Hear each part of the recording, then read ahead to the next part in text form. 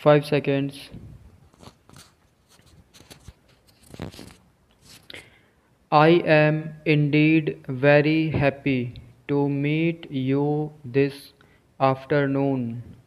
I am glad to learn that you have discussed this morning the integrated land colonization scheme, a subject in which I am deeply interested and which I have been propagating for quite some time.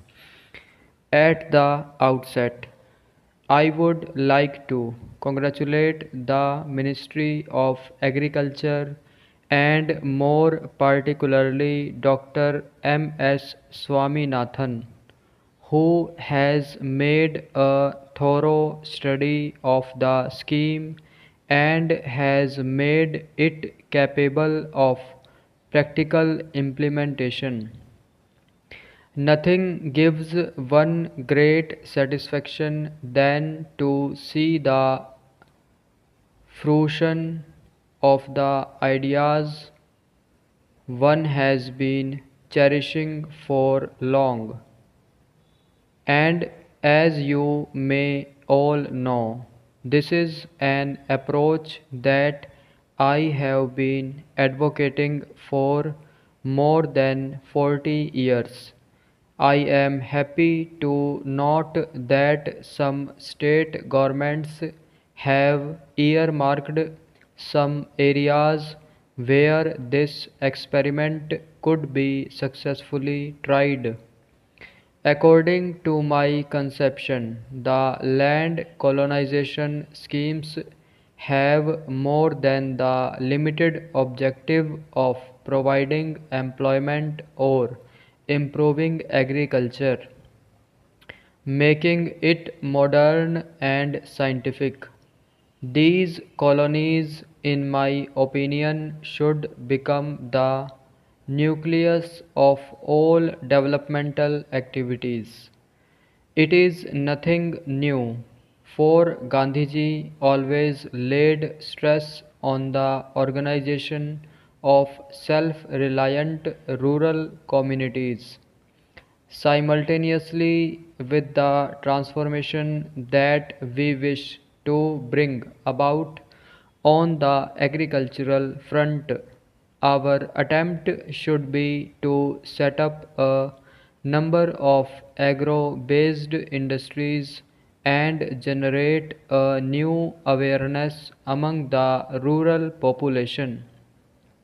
In this connection, I was gratified to go through the note that Dr. Swaminathan has circulated to the seminar participants on some of the approaches to rural development.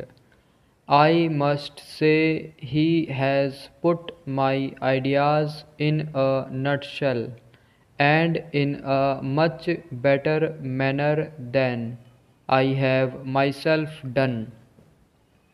I have seen the design drawing that he has circulated, which, to my mind, will substantially translate my slogan: every acre a pasture, every home a factory. In regard to the reconstruction of our rural economy, which forms the basis of our economy and social life, I would like to mention that while I am not against modernization, we should not forget the age old experience and knowledge of farmers which has come down through centuries.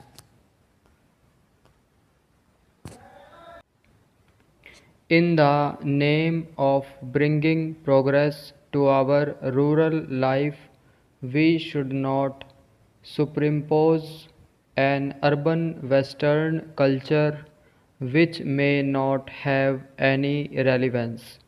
Such an attempt at superimposition of an alien culture will not help to achieve rural resurgence as such, unless and until we build a strong and sure foundation of our rural life, utilizing local talents, material, and resources. Whatever we try to achieve may not yield the desired results. The energy crisis faced even by advanced countries has opened their eyes to the fragility of the entire system. To us in India, this has a lesson. The shortage of fertilizers and the limited availability of agricultural inputs will act as a serious constraint on our improvement in agricultural production and productivity. While efforts should be made to see that agricultural inputs are adequately available to the farmers, we must see how best we can utilize the urban and rural wastes which can help to meet at any rate a portion of the manure needs of our fields. The research laboratories dealing with the different aspects of agriculture should now make a serious attempt. Not that they are not doing, but more intense efforts should be made to carry their experiences to the farmers. For example, some years ago, I made a suggestion regarding soil testing. The students in different schools in the rural areas might be asked to bring a sample of soil from their land which can be tested in the laboratories by the science teachers in the schools so that proper advice could be given to the farmers through the students who come from the rural stock. I am not an expert. Nevertheless, I feel we should think of simple and easy methods to reach our farmers. The land colonization scheme that I have suggested has not only an economic content but, more important, a social content. It should attempt to design a new living.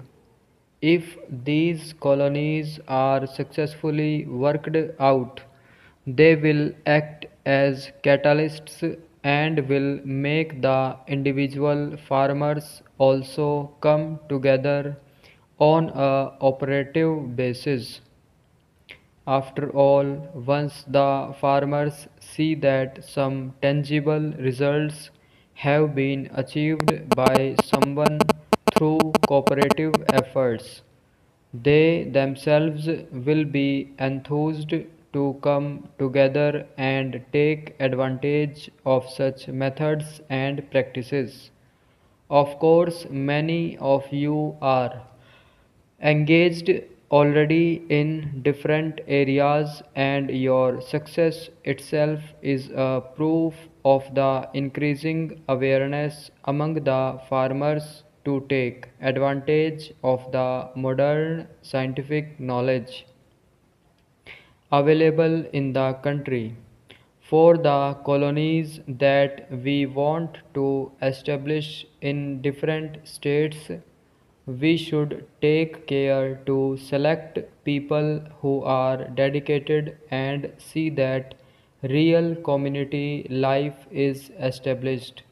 For the hurdles we notice today or the agricultural front, are not only the dearth of agricultural inputs, but the absence of collective community action by people. Stop.